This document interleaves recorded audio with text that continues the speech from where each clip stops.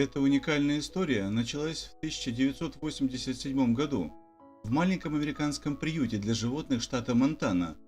Кто-то из жителей заметил на улице обычную бездомную кошку и принес ее туда. Она оказалась беременной и в июле 1987 года рожает 4 котят. Время шло, котята подрастали, и один котенок из помета привлек внимание волонтеров, работающих в приюте.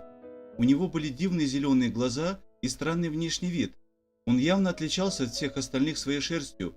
Она была короткой, с кудрявыми локонами, как у овцы. Даже усы были закручены. Такого чуда никто из сотрудников приюта раньше не видел. Казалось, что котенку была сделана специальная укладка. Пришлось обращаться к специалисту. Одна из волонтеров показала этого кудрявого котенка Джерри Ньюман, заводчице, которая уже долгое время занималась разведением персидских кошек. Джерри сразу заинтересовалась нестандартным четвероногим, которую, это оказалась кошка, заводчица осмотрела и пришла к выводу, что это не перс, но ее очень заинтересовала эта молодая кошечка, и женщина решила попробовать получить от нее в будущем котят. Так котенок оказался в питомнике персидских кошек. Она дала ей имя Мисс де Песто. Новая подопечная, как оказалось, обладала веселым игривым характером, очень любила, когда люди играли с ней в различные игры.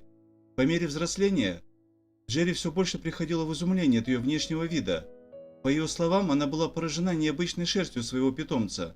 Она была вьющейся и мягкой на ощупь. В возрасте 10 месяцев ее бакенбарды были в завитках, а уши полны кудрявых волос, а тело напоминало волны. Когда кошке исполнилось 14 месяцев, она повязала ее со своим черным персидским котом и с тревогой ждала результата. 4 июля 1988 года мисс де Песто родила 6 котят, 3 из которых были с вьющейся шерстью.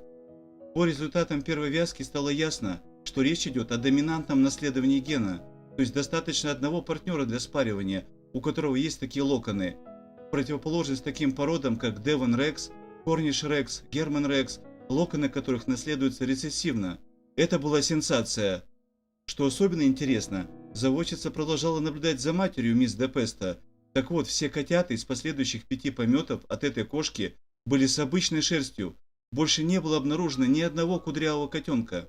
На основании этого Джерри сделала вывод, что ген кудрявой шерсти у селкерков – это новый ген-мутант. Так Джерри Ньюман стала считаться основательницей породы, которая была названа в честь ее отчима по фамилии Селкерк. А для определения типа шерсти этих новых кудрявых кошек был добавлен термин «рекс». Спасибо за просмотр, подписывайтесь на канал, ставьте лайк, оставляйте свой комментарий. Всем пока!